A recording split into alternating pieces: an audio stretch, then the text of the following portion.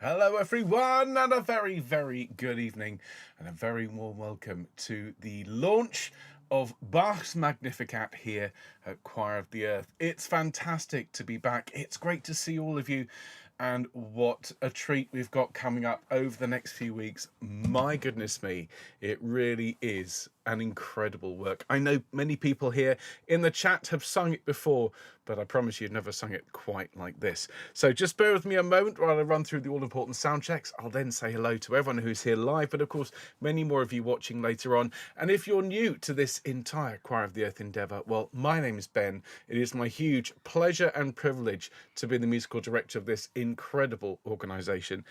And well, let's just sit back and enjoy just a little bit of a sound check. This is the start of the Magnificat as played by the great Richard Gowers. We've got the whole thing to enjoy tonight, or at least all the chorus tracks. Here's a bit of Omnes Generationes.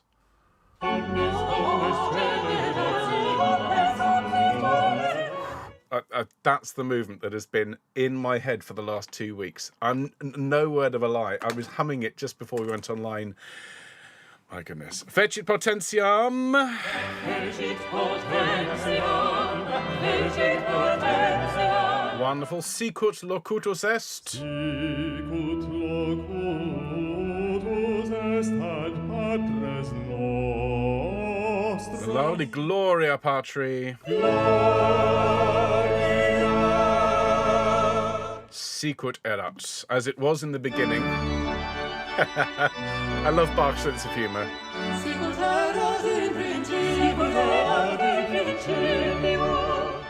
Fabulous. So really looking forward to this, everyone. Great to have you with us. Thanks so much for being here. Of course, everyone watching later on, particular hello to all of you, but hello to everyone who's joining us in the live chat this evening. Oh, wow, what a great turnout. Now, let me take a deep breath because there's hundreds of people here. Let's see if I can get through this amazing list. So, good evening, all of you. Hello, Adele. Hello, Adrian. Hello, Alison. Hello, Anna. Hello, Andrew. Hello, Annalisa. Hello, Annie. Hello, Barbara. Hello, Bev. Hello, Brenda. Hello, Bridget. Hello, Carol. Hello, Carol. Hello, Carol. Hello, Carolyn. Hello, Catherine. Hello, Nikki in the booth looking after all of you tonight. Hello, Christine. Hello, Christine. Hello, Christine. Hello, Claire. Hello, Colette. Hello, David. Hello, Teresa. Hello, Diane. Hello, Liz. Hello, Liz. Hello, Emma. Hello, Ellen. Hello, Fiona. Hello, Gaynor. Hello, Jeffrey. Hello, Gillian. Hello, Gillian. Hello, Gillian. Hello, Glennis. Hello, Gloria. Hello, Graham. Hello, Gwen. Hello, Gwyn. Hello, Hildegard. Hello, Ian. Hello, Margaret. Hello, Ian. Hello, Jackie. Hello, Jackie. Hello, Jackie. Hello, Jackie. Hello, Jane. Hello, Jane. Hello, Jane. Hello, Jane. Hello, Janet. Hello, Jenny. Hello, Jenny. Hello, Jill. Hello, Josie. Hello, Joy. Hello, Judith. Hello, Judy. The J's are always substantial. Hello, Catherine. Hello, Kathy. Hello, Katri. Hello, Kitty. Hello, Leslie. Hello, Linda. Hello, Lisa. Hello, Liz. Hello, Linda. Hello, Teresa. Hello, Maggie. Hello, Mark. Hello, Marie. Hello, Mary. Hello, Michael. Hello, Mike. Hello, Nicola. Hello, Nina. Hello, Pam. Hello, Pam. Hello, Patricia. Hello, Paul. Hello, Nancy. Hello, Philomena. Have you got time for this, folks? Hello, Rachel. Hello, Richard. Hello, Richard. Hello, Roz. Hello, Ruth. Hello, Sandra. Hello, Sheila. Hello, Soraya. Hello, Stephanie. Hello, Sue Ellen. Hello, Suzanne. Hello, Terry. Hello, Ulla. Hello, Vanessa. Hello, Wendy. Hello, Yuko. Hello, all of you. It's 5 o'clock. And let's get started, shall we? A very, very good evening and a very warm welcome to the launch Magnificat. And this really is an incredible piece. It's one not to be missed. If you're watching and you aren't signed up for this course, well, hopefully tonight's session will persuade you to come and join us over the next 7 weeks as we enjoy this incredible work by Johann Sebastian Bach. I'll tell you more about it in a moment after we've gone through a few bits of news. But for those who are joining us this evening and maybe are new to Choir of the Earth, my name's Ben, I'm the MD, and you can get a free month by going to choiroftheearth.com, and we'd love to have you join us. Now, in terms of news and catch up, everyone, it's been a busy summer. Of course, we've completed the transition to the Earth Choir Academy, who are now running Choir of the Earth, and delighted to say that things are moving forwards in that department. Thank you to everyone who's resubscribed. If you haven't done so yet, please come and join us, because we've got an incredible program coming up. More on that in a minute. So what's going on in the world of Choir of the Earth? Well, let me bring my slides up on screen. Of course, for the next few weeks, we're looking at the Bach Magnificat, but over the summer, of course, we were recording Quanta Qualia by Patrick Hawes, and this is the third version of this that we'll have recorded in 5 years. And this will be the last time that we record along with this original version that we put together in 2020. So we had hundreds and hundreds of people take part, and we raised enough money not just to mix and record this version, but also to record a brand new cello solo, which Laura Artero is going to record for us in the coming weeks. She'll actually be going into Connor's recording studio to do this, and we're hoping to be able to get some video footage of her playing to show to all of you. But to everyone who took part in Quanta Qualia, the date has now passed to take part. Thank you to everyone who did. This is going to be, I think, the pinnacle of this piece. I'm looking forward to sharing it with Patrick, who I know wants to sit in on a mixing session as well.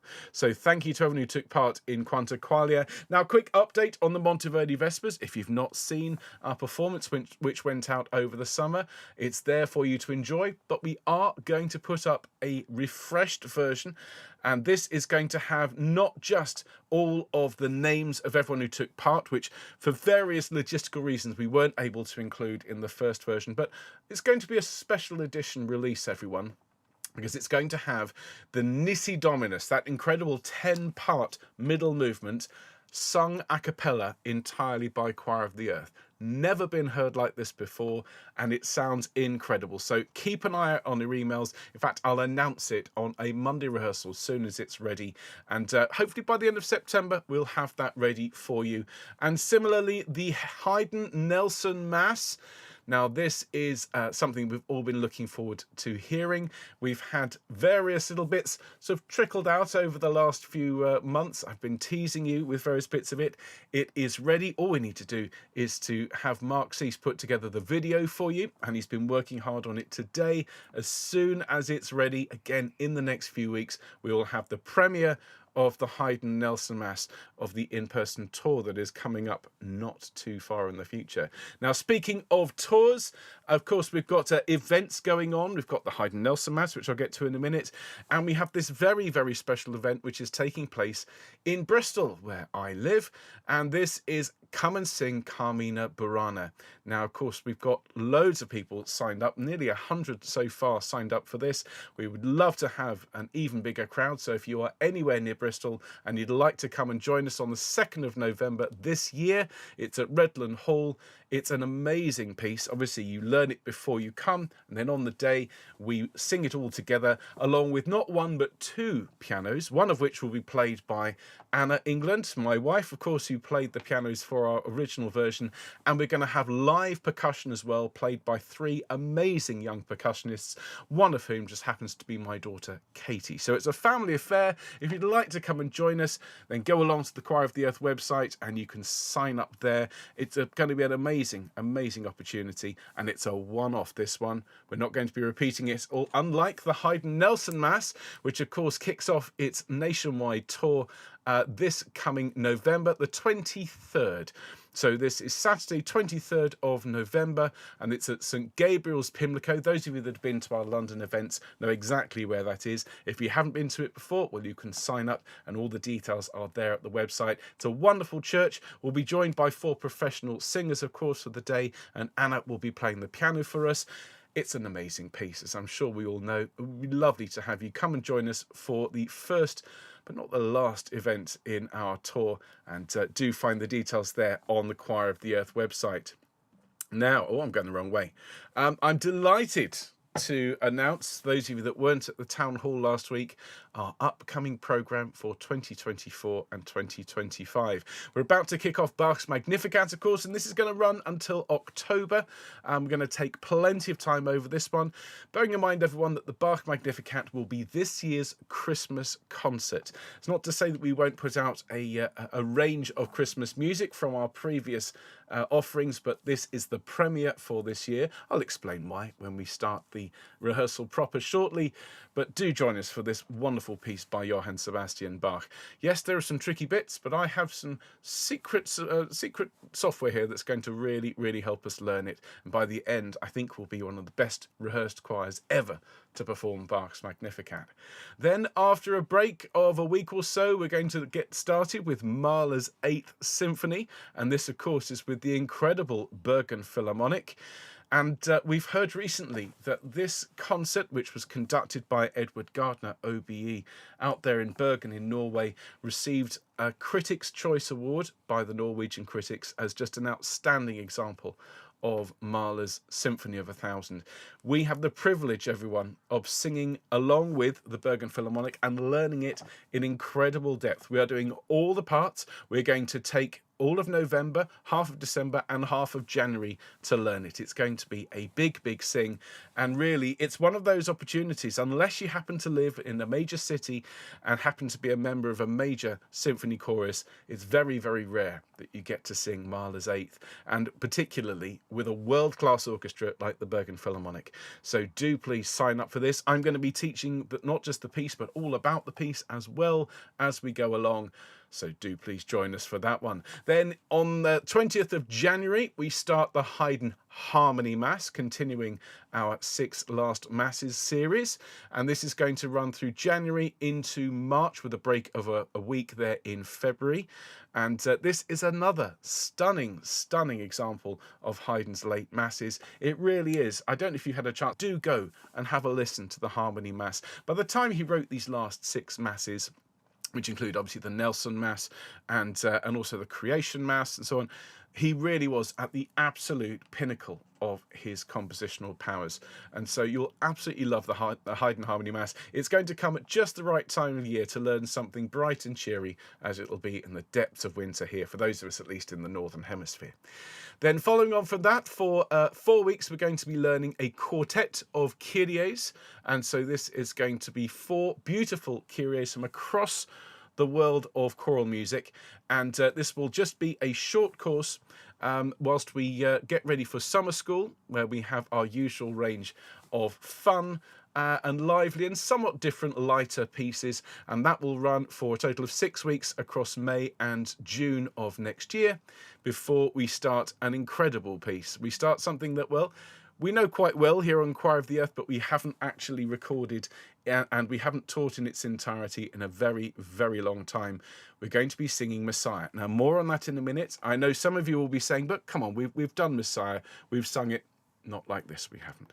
So that is our program. I'm so excited. Now, in addition to that, of course, and there will be more details coming out in the coming days and weeks, I'm going to be running a new Around Sound, and this is going to be a fundraiser to support the choir, to raise funds for Choir of the Earth, and also to help us develop the upcoming library project, which is going to be a key pillar in the development of Earth Choir Academy. So this is going to be running through October and November, and we'll have the details up in the next few days.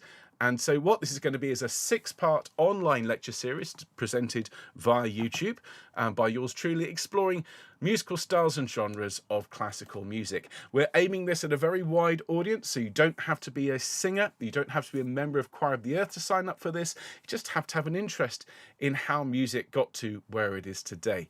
So I'm going to be delivering this to all of you over the course of 6 sessions. First session will look at medieval music, and actually it's a huge area, everything from the development of plain chant and organum to really where things handed on to the Renaissance era, and that will include composers like obviously Monteverdi and Tallis and Bird, before we move into the Baroque era, where Bach very much resides, but alongside composers like Handel and Purcell, before we move into the classical era, which is composers like Mozart and Haydn and a little bit of Beethoven, then into the Romantic era, where Mendelssohn and Schubert and Mahler reside, and then the modern era, well, that's everything from around 1900 to the present day. And so we're going to be using Choir of the Earth tracks to illustrate these features and characteristics of each of the styles.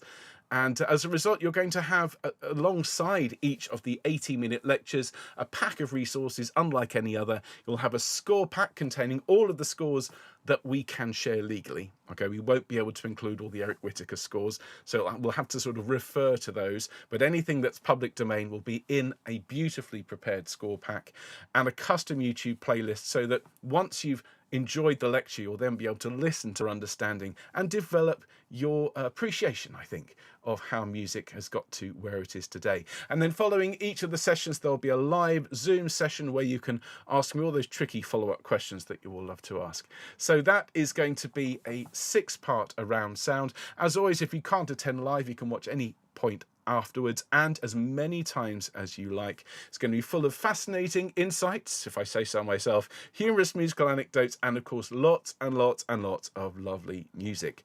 So the dates, bear in mind, we will send these to you, so don't feel that you have to go and grab a pen now. We will email the dates and the details to all of you.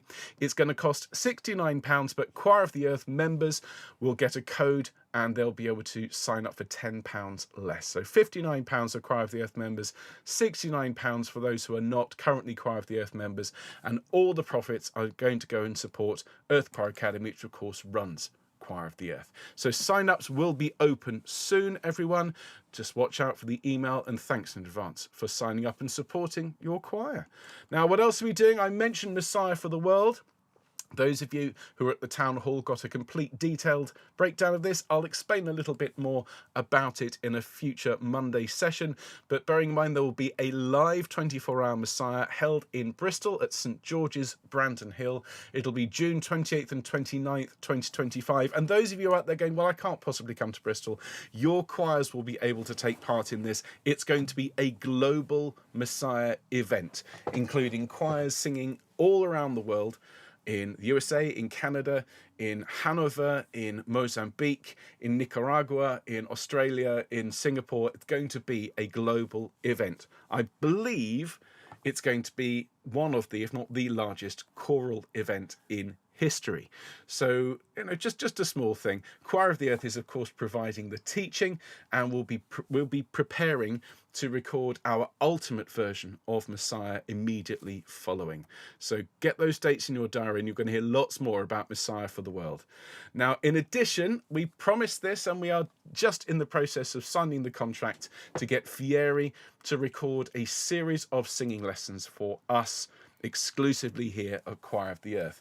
And this is going to be an amazing opportunity for you out there to learn with Fieri. We've asked them to come up with a program of singing tuition to include really singers from across the ranges. So there'll be specific teaching for sopranos, for altos, for tenors, for basses. We're going to look at the kind of technique that we're going to need to use in, well, pieces like the Bach Magnificat and indeed like Messiah. So there will be sessions on semiquavers. There'll be sessions about how to sing higher notes, how to sing lower notes, how to look after your voice, how to look after your voice if your voice is getting on a little bit in years, which of course happens to us all.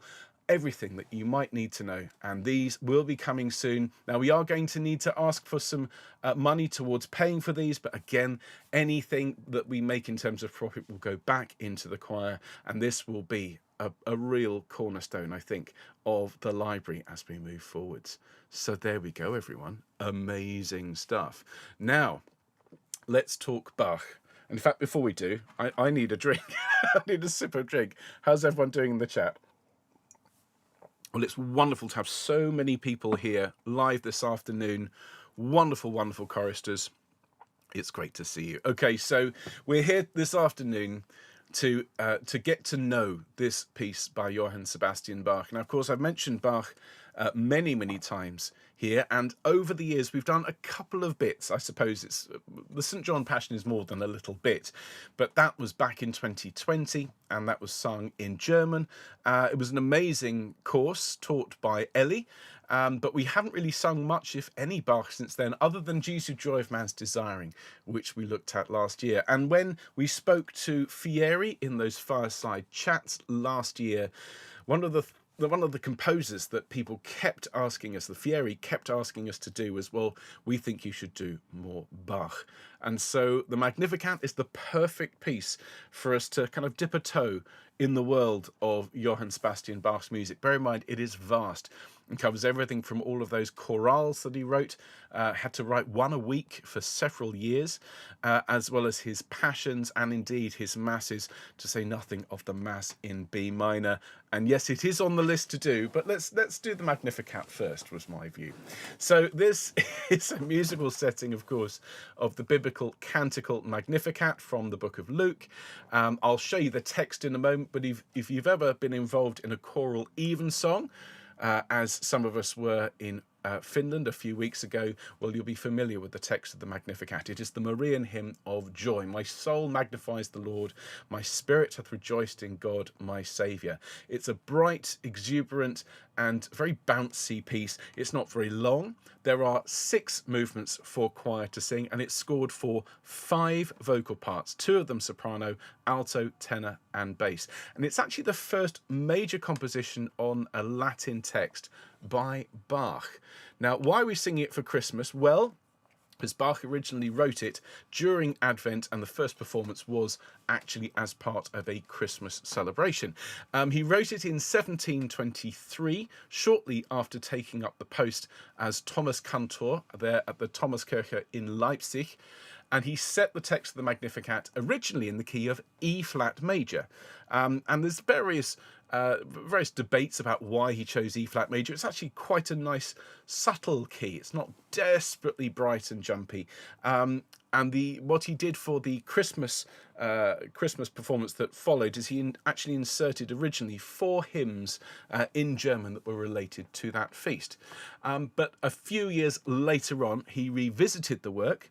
He put it down a semitone into D major for the simple fact that trumpets play naturally in the key of D. He rescored it for a fuller orchestra, including trumpets and timpani, took out those original hymns and left the text of the Magnificat.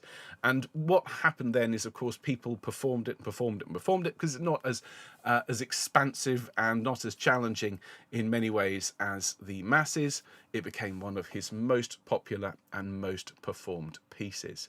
And it's interesting to note that although some of Bach's music, and if you think about the opening movement of the St. John Passion, which of course we know, it's a substantial work. It's 8-9 minutes of solid contrapuntal music. Bach was clearly working within some quite excessive time constraints to provide music when he first wrote it. And so although he does set the text in full, these movements are not as broad and not as expansive as some of his other movements. In other words, the movements are quite short. And in fact, across the entirety of the Magnificat, there's around about 9 minutes of choir. Which from our point of view, given that we have to record it over the coming weeks, and there's quite a strict deadline, which we'll be sharing with you soon, because we need to get it to Connor and Kai so it's ready for Christmas, that's actually probably for the best. So let's have a look at the text here. So this is the full text of the Magnificat, and what I've done here, I appreciate it's quite small here on screen, is I've broken it down into the 13 movements that there are in the Magnificat. Now, the first movement, there's quite a bright and exuberant, bouncy introduction in a 3/4 time. 1, 2, 3, 1, 2, 3, 1, 2, 3. It's really joyous and full of excitement, as you'd expect from My Soul Magnifies the Lord. Then there is a solo movement, Et exultavit spiritus meus in Deus salutari meo. My spirit hath rejoiced in God my Saviour. Then there is a soprano solo, quia respexit humilitatem ancille sue ecce enim ex hoc beata me dicent, for he hath regarded the lowliness of his handmaiden. From henceforth all generations shall call me blessed. And the fourth movement is Omnes Generationes, and this is the first really substantial bit of singing for the choir. And well, just wait till you hear it. Fieri have absolutely nailed the quality and the sound of the Bach, and to say this is a catchy piece, just to warn you, Omnes Generationes is, I think, the earworm of the season. Following that is a bass solo, Quia Fecit Mihi Magna, which is, again, I love that, rather a gentle little number. For he that is mighty hath magnified me, and holy is his name. Et misericordia eos a progenie in progenies, and his mercy is on them that fear him throughout all generations. Fecit Potentium, He hath showed strength with his arm, has a wonderful bit of programmatic writing, when the proud are scattered, dispersit superbos mente cordi sui. Then we have Deposivit potentes and Esurientes and Suscepit Israel. These are all solos. Then Sicut locutus est is a wonderful fugue, and this is as he promised to our forefathers, Abraham and his seed forever. Before we get into the doxology, before the Gloria Patri, glory to the Father and the Son and the Holy Spirit, and then Sicut erat in principio, as it was in the beginning, is now and ever shall be, world without end. Amen. And of course, Bach, well, he had a good sense of humour, did Bach, and he was also quite a practical man. So as it was in the beginning, as you'll hear, is a little nod, a reprise, if you will, of the first movement, as it was indeed in the beginning. Now, how are we going to approach these movements? As we have 7 weeks, which is more than we'd normally spend on this, but as I've promised you all, in this new age of Choir of the Earth, we are going to take however long it takes to learn these pieces. We're not going to be rushing through and trying to do too many movements too quickly. And so this week in your sectional rehearsals, we'll actually be starting with one of the movements towards the end of the Magnificat, Sicut locutus est, which is this wonderful, wonderful fugue, which we'll hear, of course, in a moment. Week 2, we'll look at Magnificat anima mea, which is the first movement. And although it's actually 3 minutes long, there's only about 90 seconds of choir in it. So we've got plenty of time to look at the fast-moving semiquavers. Week 3, we will look at Gloria Patri and Sicut erat.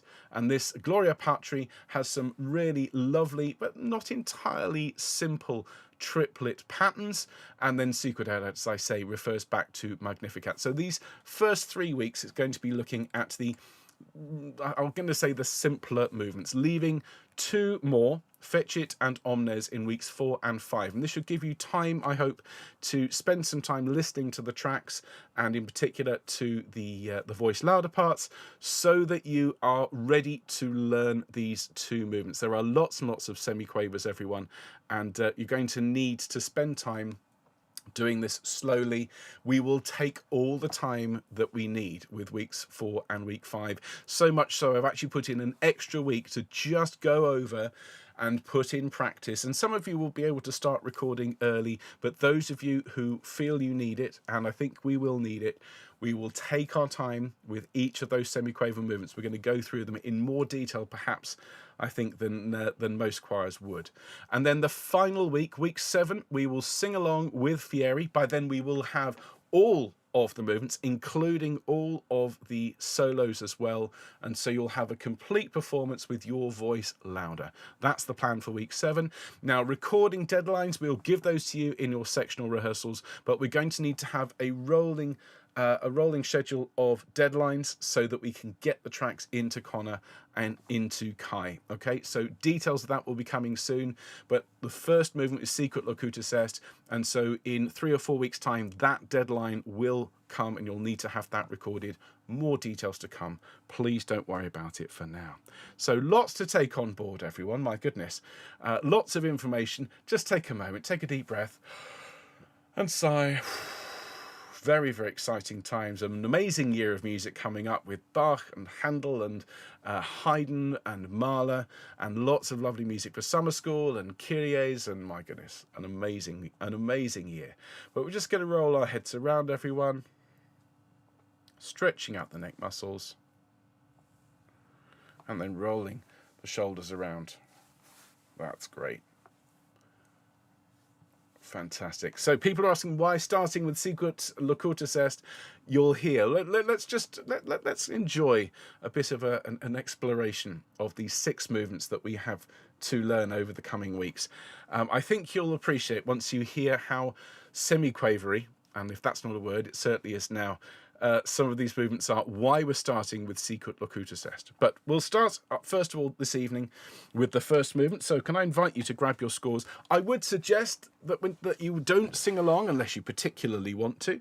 And if you wish, you're very, very welcome to do so. But I would suggest to all of you to perhaps just listen, follow along on your scores. We are using the PDF of the Peters edition, and so that is the one that Fieri... sorry about the slight glitch there in the signal. the one that Fieri have been using. So please refer to that. If you're using a different score, that's fine, but some of the word setting is slightly different, and we want to make sure that everyone records exactly what's on the score. So all that being said, let's enjoy a little bit of the first movement, Magnificat. It's Richard Gowers, of course, playing the organ at the church, St George's, Hanover Square, where Handel was a parishioner. And so let's enjoy the first movement of Bach's Magnificat. Here we go.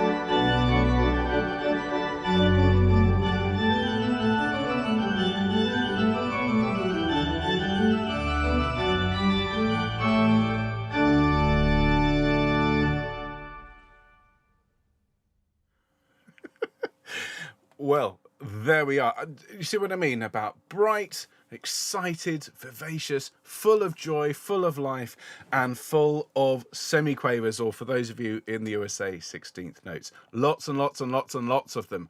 And I have no idea. I've known Richard Gowers now for 4.5 years. I just don't know how he does it. I'm convinced he has a spare set of hands just around to just play these lines. It is incredible. And if you listen, no mistakes, no slips, absolutely flawless playing and stunning singing from our Fieri Consort. And just to say, we're doing things slightly differently with this new season. As you know, we don't like to sit still when it comes to supporting the teaching for this. And so one of the things I asked Josh to do, and a huge thanks of course at this point to Josh and the Fieri who've been working throughout the summer to record these parts for us, One of the things I asked Josh to do is, in addition to the full version, which you've just heard, and the voice louder parts, which you will be able to access, well, you can access now as they're up and ready for you to sing along with, I asked Josh to create for us what's called stems. Now, stems in recorded music, as some of you will know, are the individual tracks, the individual lines.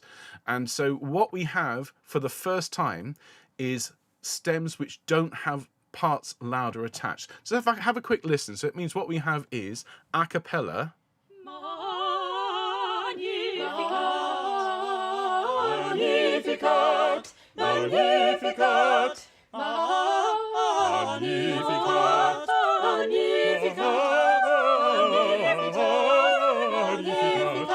And so what I can do, I can just have one part or two, or all of them. Magnificat, Magnificat. So do you see what I mean? It is a different sound to the tracks we're used to recording along with, which usually have a bit of reverb, a bit of echo, and the other parts we're actually going to be able to take out any parts that are going to get in the way, which in Bach actually is really important, because singing Bach is the closest thing to formation dancing or perhaps working in a factory that I can possibly imagine, because you've got to know your line, and you've got to be aware of where everyone else is moving, and sometimes you just need to take everyone else's parts away and just focus on yours, and that's what this is going to allow us to do. So I know some of you are out there and going, my goodness me, this is going to be a challenge. Yes, it is, but then again, if you're going to get started with Bach, this is the piece to start with, because it's not as long as the others. The parts do make an awful lot of sense. Most of the runs actually tend to be with next door neighbours. So actually, have I got the piano working here? That sort of idea, rather than jumping around all over the place. And so I think you're really going to enjoy not just learning the piece, but actually singing with Fieri in this new way. Now, after the first movement, we have the first aria, which is the second movement. It's a soprano 2 aria, and it's rather jolly. It carries on in this 3 in a bar style. And it's Et exultavit spiritus meus. Some of you out there will have sung this one before. And then into the third movement, which is a soprano 1 aria, Quia respexit. And this is Bach tugging the heartstrings. And this is something that Bach, I think, could do like no other composer. He was able to write these melodies that sometimes are really quite hard to whistle, unlike Mozart or Handel, who were able to write these tunes that anyone could whistle. Bach wrote tunes of such sophistication and such beauty that they almost transcend that ease that Handel and Mozart were able to write in, but they were no less beautiful. And there are stories, whether it's true or not, I quite like it, that Bach would sometimes be found staggering from his study, having spent an evening writing music with tears streaming down his face. And when he was asked why he was crying, he would say because the music he'd written was so beautiful. And just to say, this is not him being big-headed. Bach was not actually a vain man at all. He always ascribed his compositional abilities to his creator, to God. And so it would be, he would feel touched by the Almighty. When you listen to these movements, you can see why. Now, the third movement, just sublime. And just wait till you hear Lucy singing it.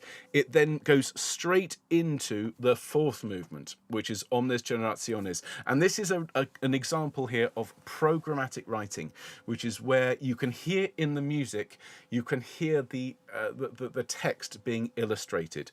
All generations. Omnes generationes, and what you hear is these voices calling through history. Omnes, omnes generationes. This is going to be one of the two particularly challenging movements, but as I say, I have a couple of tricks up my sleeve which are going to help you all when it comes to learning it. But before we get to that, before I show you just how we're going to do that, I'm going to play you Omnes Generationes. So if you're following the PDF score, it's page 16. It segues straight in from the third movement, and this is going to get stuck in your head because, folks, it's been in my head for weeks. Here it is.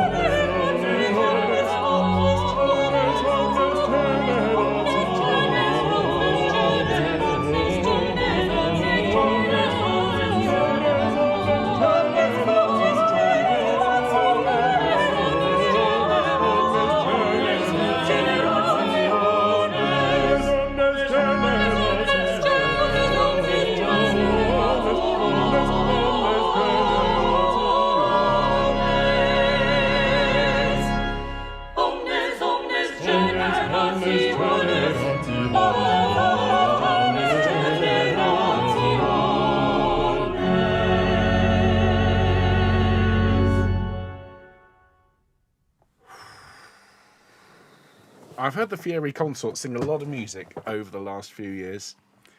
That's got to be one of my favourite things they've ever recorded for us. That is just extraordinary singing. And they've absolutely captured the Baroque style. It's not heavy, it's not ponderous, it has a purity and a clarity which is going to be so useful for all of us, everyone. A little note, of course, those of you that are familiar with Bach, you'd expect a tierce de Picardy at the end. No, rarely for Bach it finishes on the minor, because it's about to continue into the bass solo. Now, before we carry on, just as I did with the first movement, I just want to demonstrate that we're going to use these stems, but I've got this amazing piece of software which we're developing, and we're hoping to be able to include in some form in the library as it launches, that allows me to do some really quite special things with our tracks. So I'm going to play that for you again. We're then going to click over into the stem mode. So here we go from the beginning. Now, stems. I can take the tones and basses out, and now I can slow it down.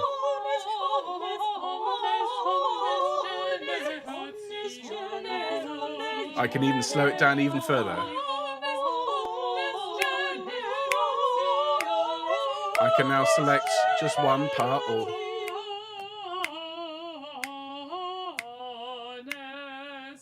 and we've never had this ability before, folks. I can even select, this is one that you can tell I like this new toy. I can even select just one part. So I've got the soprano one part, and we can play it and loop it round.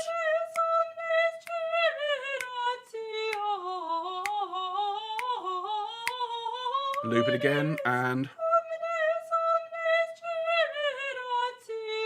so we really do have the very best teaching tools available to us, like we've never had before. And having started it, I'm going to play it to you once more from the beginning, because you deserve it.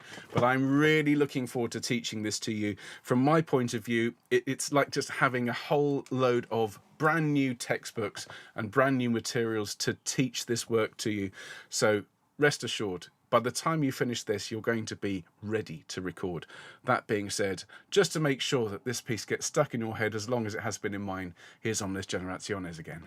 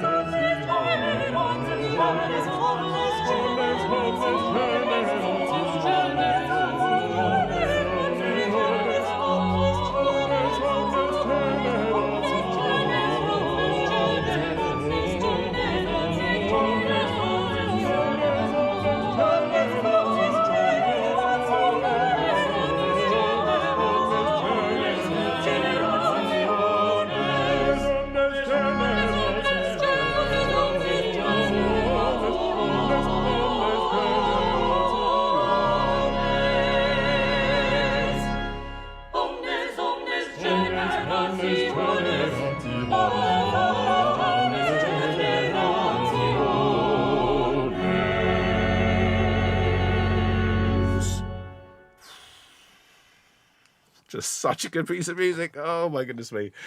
Okay, so I do need to play you some of the others. If it was up to me, I'd just play that on loop for the next 3 hours.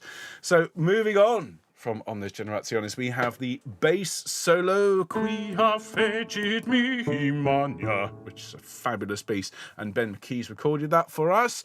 Then we have an alto and tenor duet, Et Misericordia. It's again very, very typical of Bach, lilting, beautiful solo with instrumental interludes. I mean, if you haven't heard the Magnificat in full, I mean, do look up a good Baroque version. Okay, make sure it's ideally on authentic instruments, because then you'll get the style, the vocal style, rather than a big kind of heavy operatic style, which tends to be the case for recordings made prior to 1950. They tended to be a bit 19th century in their outlook. If you're interested in knowing why music sounded the way it did in the Baroque era and then sounded the way it did in the 19th century, keep an eye out for that around sound. Quick plug there. Now we move on to movement number 7, Fecit Potentium. Now this is the one that I'm going to leave till last because, well, I mean, just have a look at it. Everyone gets a bit of runny semiquaver goodness, and really it's going to take all of our teaching techniques, it's going to take all of the software, slowing it down, lots and lots and lots of practice to get this one. The good news is it's not very long, and you, generally speaking, only get one bit of semi-quavery goodness to sing, that's extended anyway. And one of the things I love about it is the end of the movement. Disperse it, disperse it, disperse it, disperse it, superbos. He has scattered the proud. And then Mente Cordis Sui, the adagio at the end, has some of the most extraordinary harmonic writing. It's absolutely amazing. So this one is a big sing. This will be the last one that we learn new, and we will spend plenty of time revising it. We'll use the slowing down techniques and everything else. But for now, this is Fecit Potentium. It starts off with the tenors and the rest of you hanging on for dear life. Here we go. Fecit Potentium, Fecit Potentium, in gradius Fecit Potentium,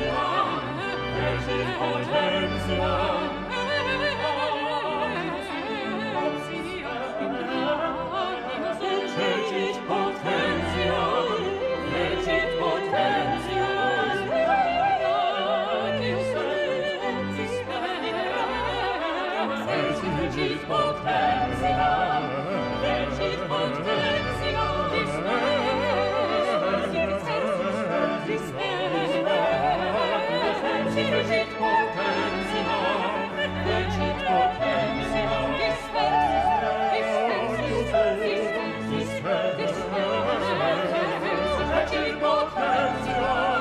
Fecit Potentium, Fecit Potentium,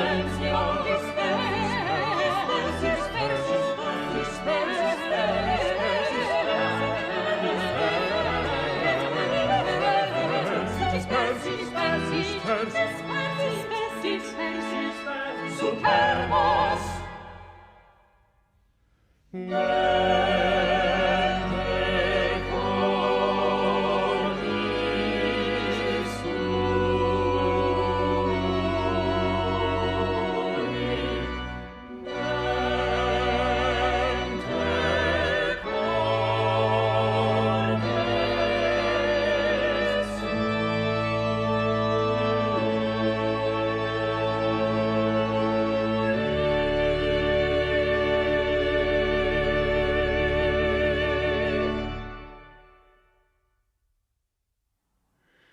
There you are. So you see what I mean about not the easiest line in the world, but with all of these tools and techniques and tips and tricks that we've got, we're going to get through that with an amazing sound at the end. And what do you think about that ending? Mente Cordis Sui. Oh my goodness me. Let's have a little bit. Let's just have that again, but this time without the organ. Let's use the stem version, because the organ is really big in that recording. It needs to be. You know, he has showed strength with his arm, and the organ needs to be big and prominent. But what does that sound like if sung a cappella? And I don't know if anyone in the world has ever heard this sung a cappella. So enjoy. Here we go.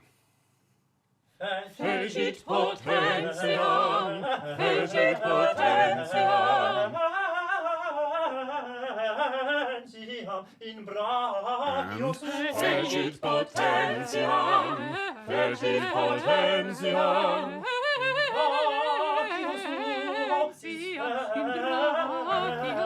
Fecit Potentium, Fecit Potentium. Now in thirds.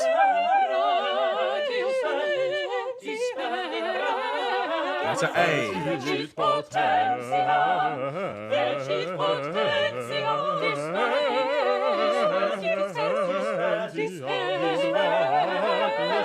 Fecit Potentium, Fecit Potentium,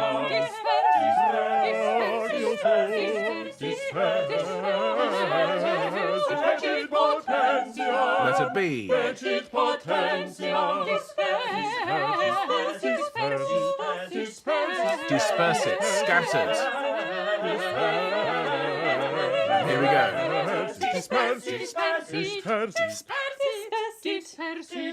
Superbos. And then this ending. Mente cordi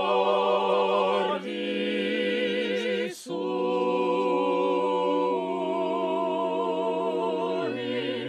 mente cordi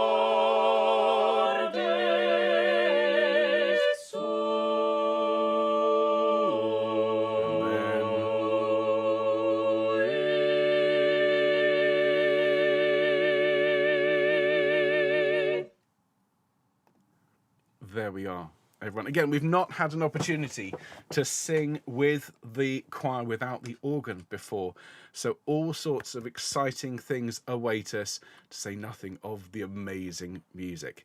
Now, let's move on, because the next movement is an aria, a tenor aria, followed by an alto aria, followed by a trio, a tercet, which is soprano and alto, and all of these movements are absolutely gorgeous, well worth listening to, and of course you'll hear the whole thing sung by Fieri in week 7 of the course.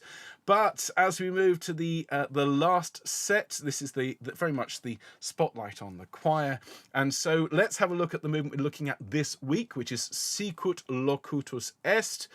Some of you will know this perhaps by a different name. It's often sung as Salite Deo, and people who sing with home choir will know this one very well, but we're going to start this week with this. This is a fugue, a musical conversation, if you will, and it doesn't have lots and lots of fast running semiquavers or 16th notes. It's just good old-fashioned Baroque singing. Starts off with the basses, and let's enjoy it, shall we? If you're looking at the PDF, it's page 39, and it starts off with the basses.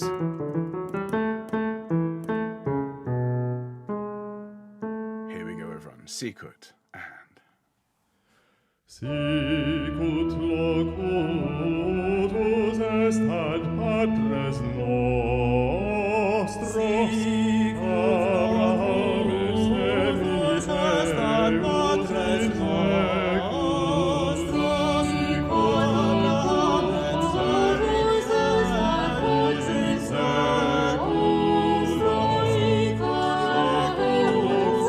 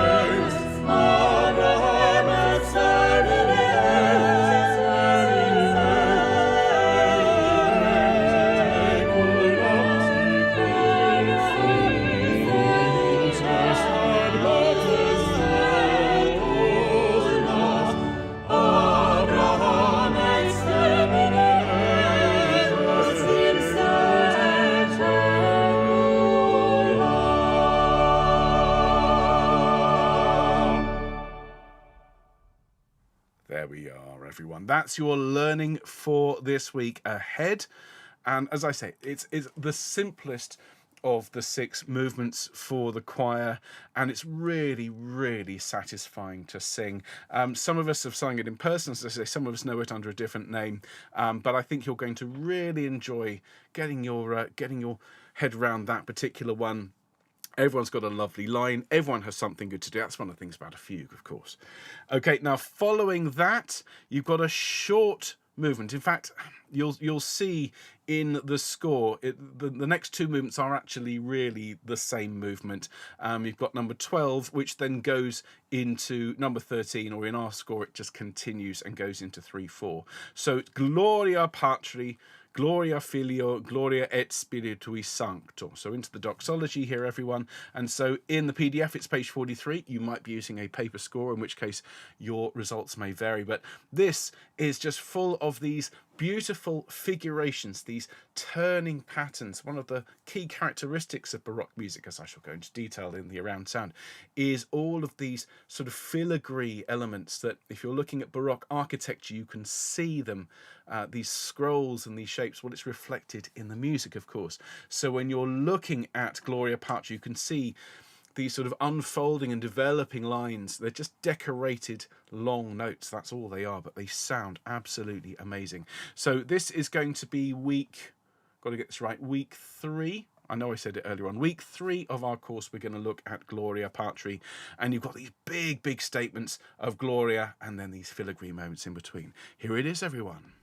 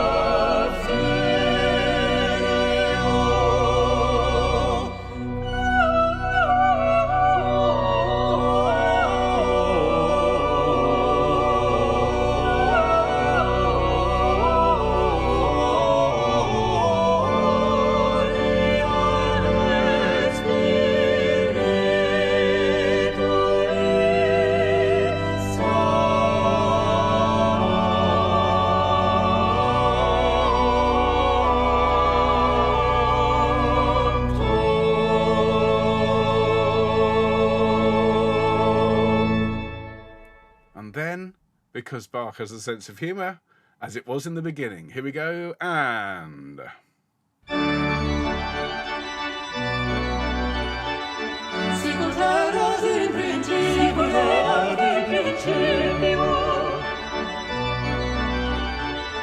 sicut erat in principio et nunc et semper et in saecula saecula, et in saecula